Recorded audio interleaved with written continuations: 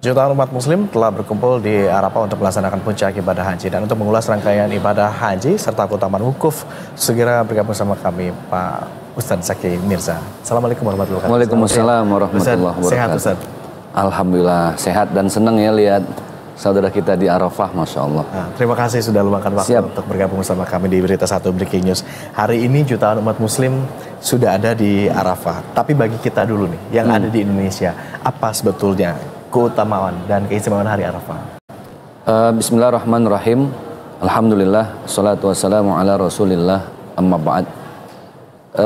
Begitu banyak keutamaan di bulan Zulhijjah ini, terutama pada saat hari Tarwiyah di tanggal 8 Zulhijjah, kemudian juga di tanggal 9 Zulhijjah saat semua orang berwukuf di Arafah.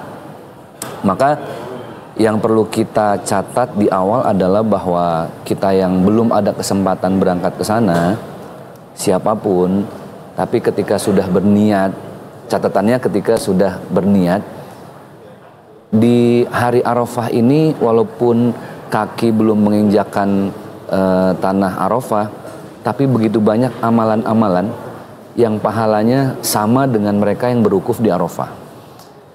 Saya kutip dari satu hadis dari baginda Rasulullah SAW.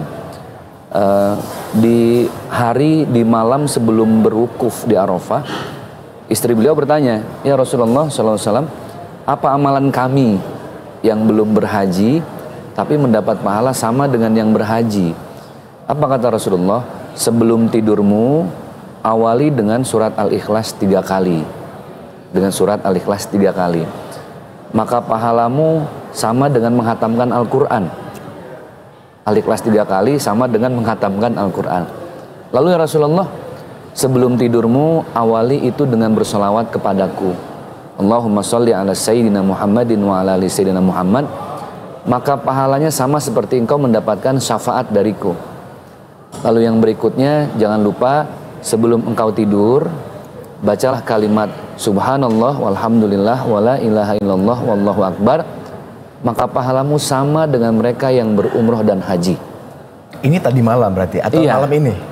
Malam ini, kan ada 2 malam yang kita ini berpuasa ya. Malam kemarin, yang sebelumnya, dengan yang malam kita sudah lewat. Jadi artinya belum terlambat, karena informasi ini kita baru terima hari ini. Iya, sebenarnya kalau di kajian-kajian keagamaan sudah banyak maklumat ini tersampaikan ya. Tapi mungkin secara umum, kalau memang banyak yang baru tahu, tenang. Artinya tidak harus di amalan malam. Kenapa? Karena siapapun yang berkurban di Idul Adha, kemudian diawali dengan membaca Subhanallah, Alhamdulillah, wala ilaha illallah, Allahu akbar, maka pahalanya juga sama dengan berumroh atau haji. Oke, gitu. Pak Ustadz, tadi Anda menyebutkan soal hari ini, kemarin begitu. Iya. Sebagian saudara-saudara kita begitu menjalankan ibadah puasa. Apa ganjaran bagi mereka yang menjalankan ibadah puasa di hari ini dan kemarin? Baik, yang puasa di hari Tarwiyah atau tanggal 8 Zulhijjah itu pahalanya diampuni oleh Allah 1 tahun ke belakang. Yang puasa di hari Arafah tanggal 9 Zulhijjah diampuni oleh Allah 2 tahun ke belakang. Tapi jangan berarti terus kita mikirnya gini, wah kalau gitu lumayan nih, 1 tahun dosa saya kehapus nih. Kalau saya bikin dosa lagi kayaknya lumayan ntar kehapus lagi tahun depan. Enggak gitu. Ini artinya satu sugesti. Saya hampir pikir begitu tadi. Gitu. Berarti enggak gitu ya? Enggak gitu juga konsepnya. Enggak gitu juga konsepnya. Ini sebuah sugesti bahwa Rasulullah memberi semangat kepada umat-umat yang berpuasa di hari Tarwiyah atau di hari Arafah ini, sama dengan mereka yang punya kesempatan berangkat ke tanah suci dan wukuf di Arafah. Kenapa? Karena kalimat manis tato'a ilaihi sabila dalam salah satu ayat tentang haji, Rasul itu ingin membahagiakan orang-orang yang belum dipanggil gitu loh. Bahwa agama Islam tuh just make it simple. Selama orang sudah berniat, kan ada sekarang daftar haji nih. Betul. Tapi berangkatnya 40 tahun lagi. Betul. Dan karena ini terus geser. Iya. Udah daftar saya di 2018 tapi kemudian geser lagi. Tercatat geser lagi. Geser lagi. Bukan berarti dia nggak punya kesempatan untuk dapat pahala haji kalau ia umurnya sampai. Kalau enggak kan. Tapi kata Rasul, Islam ini memudahkan. Banyak kok amalan-amalan harian yang pahalanya bisa sama dengan mereka yang berhaji gitu. Jadi ini jadi semacam apa ya, pelipur lara begitu ya, iya, bagi mereka yang belum berkesempatan untuk naik haji. Benar, karena memang hakikat ibadah itu kan bukan hanya pada ritualnya ya. Itulah kenapa nanti kita bahas pada poin berikutnya ada haji mabrur. Karena ada satu kisah yang dahsyat, di 1 tahun ratusan orang berangkat haji, tapi tidak ada satupun pahala hajinya diterima oleh Allah Subhanahu wa Ta'ala. Padahal semua rukun ini dilakukan itu? Dilakukan. Okay. Ini ada seorang syekh yang pulang haji, kemudian dia bermimpi. Malaikat menyampaikan, karena dia bertanya, wahai malaikat, di antara sekian banyak ratusan ribu, ini mimpi ya, konteksnya mimpi. Apa semua pahala haji kami diterima? Ribuan yang berangkat, ratusan ribu tidak ada yang diterima oleh Allah Subhanahu wa Ta'ala dalam mimpi tersebut. Tapi di Damaskus sana ada seorang laki-laki dan istrinya yang baru niat berangkat haji, karena satu hal dia tidak bisa berangkat, tapi justru pahala hajinya diterima oleh Allah Subhanahu wa Ta'ala. Bayangkan yang sudah berangkat bahkan menyelesaikan haji jumlahnya ratusan ribu, pahalanya belum diterima, tapi ini yang baru niat tidak sempat berangkat karena satu hal, justru pahala hajinya diterima oleh Allah Subhanahu wa Ta'ala. Dan cuma seorang tukang sol sepatu. Ini mungkin kisah yang udah sering kita dengar ya di sekolah-sekolah di sejarah. Ternyata tukang sol sepatu ini beberapa hari mau berangkat haji, istrinya lagi hamil muda, Bang, ngidam. Tetangga masak, aromanya masuk dong. Terus dia bilang, ayah ya abang tahulah, kalau istri kalau lagi ngidam kan bawaannya macam-macam ya. Pengen rambutan pengen itu. Pengen rambutan yang ada rambutnya gitu.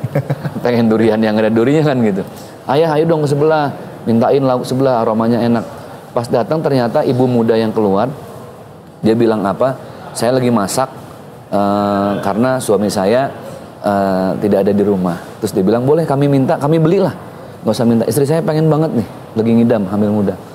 Maaf, makanan yang sedang saya masak halal buat kami, haram buat bapak. Halal buat kami, haram buat bapak. Duh, maksudnya apa? Suami saya baru meninggal 2 minggu yang lalu. Kami tidak ditinggalkan banyak harta. Sudah 3 hari anak kami tidak makan. Saya ke pasar mau beli daging kambing, di tengah jalan ketemulah bangkai kambing.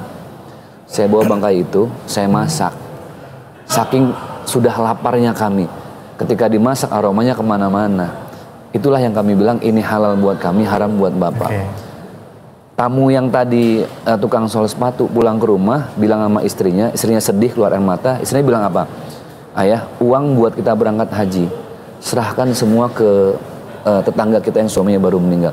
Diserahkan, subhanallah. Itulah kenapa yang menjadi sebab pahala hajinya diterima oleh Allah walaupun tidak berangkat haji, baru niat. Oke, tetapi diberikan kepada mereka. Nah, ini kisah ini bukan berarti terus menginspirasi orang rubah profesi jadi tukang sol sepatu ya, enggak gitu. Tapi memberi semangat bahwa panggilan itu hak Allah. Oke. Tapi ketika kita belum terpanggil, jangan putus asa untuk niat usaha. Begitu banyak amalan-amalan harian, kebaikan di sekitar kita yang pahalanya kata Rasul sama dengan pahala haji dan umroh. Kadang seperti itu ya Ustadz ya. Sudah usaha sebesar apapun begitu, tetapi kalau ternyata Allah menyatakan bahwa kamu belum saatnya, maka kemudian batal. Contoh yang sekarang banyak kita dengar juga soal ibadah haji furoda yang ternyata itu sudah banyak orang yang sudah berniat untuk berangkat, sudah mempersiapkan diri, tetapi kemudian akhirnya batal berangkat. Ya mungkin itu adalah salah satu gambaran bahwa kalau Allah belum berkata iya, maka kita belum saatnya. Tetapi jangan khawatir untuk yang kemudian belum berkesempatan, ternyata ada cukup banyak sekali amalan-amalan yang bisa dilakukan yang ternyata pahalanya juga bisa sama besarnya seperti menjaga ibadah haji begitu ya. Betul. Contoh dari kisah yang tadi, selain kemudian berpuasa, amalan apa lagi yang bisa kita lakukan katakanlah untuk mempertebal keimanan kita, untuk juga mendapatkan magfirah gitu dari. Waqala Nabi SAW, baginda Rasulullah beliau bersabda, khairul a'mal adwamuha wa in qalla. Sebaik-baiknya amalan itu yang jumlahnya sedikit tapi dia istiqomah. Walaupun jumlahnya sedikit tapi dia konsisten dan istiqomah. Amalan ini ketika dilakukan di hari tarwiyah atau di hari Arafah, maka amalan inilah yang pahalanya juga sama seperti orang yang berhaji ke tanah suci. Tapi tadi catatannya, walaupun sedikit tapi istiqomah di 2 hari. Nah, maka ketika para saudara kita sedang berwukuf di Arafah, Kita yang di Indonesia ini melakukan amalan baik itu zikir, sedekah, dengan niat supaya kita mendapat pahala yang sama. Jadi gini, frekuensi mereka di Saudi, kita di Indonesia, beda negara, ruang dan waktu tidak sama, kan beda jarak, beda waktu ya.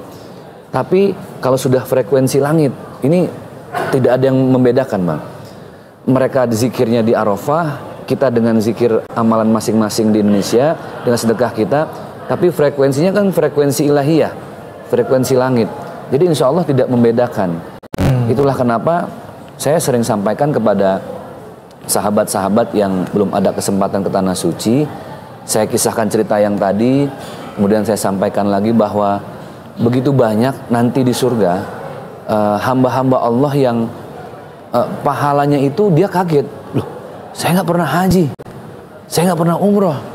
Tapi tahu nggak bahwa ternyata sepotong kue yang pernah dia kasih ke tetangga dalam keadaan lapar, lalu didoakan oleh tetangganya, itu yang membuat dia dapat pahala haji. Terus bukan juga berarti kita gini, ya udah Pak Ustadz, kita ngasih kue-kue aja yuk, nggak usah haji gitu. Oh, beda Bang. Okay. Beda itu, konteksnya beda.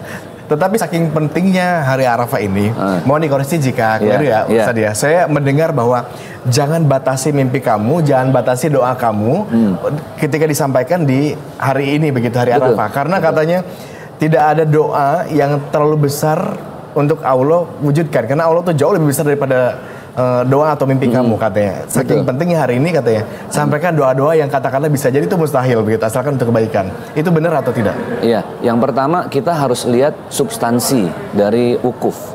Wukuf itu artinya berdiam diri. Kalau sudah berdiam diri itu artinya merenung, Bang. Muhasabah. Muhasabah itu diambil dari bahasa Arab yang artinya menghitung-hitung diri. Makanya ilmu matematika itu dalam bahasa Arabnya ilmu hisab. Ilmu hitung-menghitung. Muhasabah itu menghitung diri. Kita ini terlalu sibuk dengan urusan dunia sampai lupa untuk mengevaluasi diri, bermuhasabah diri. Berwukuf artinya berdiam. Arafah itu arafah ya'rifu, mengetahui. Cuma dengan berdiam diri, mengevaluasi diri, kita akan tahu siapa Tuhan kita.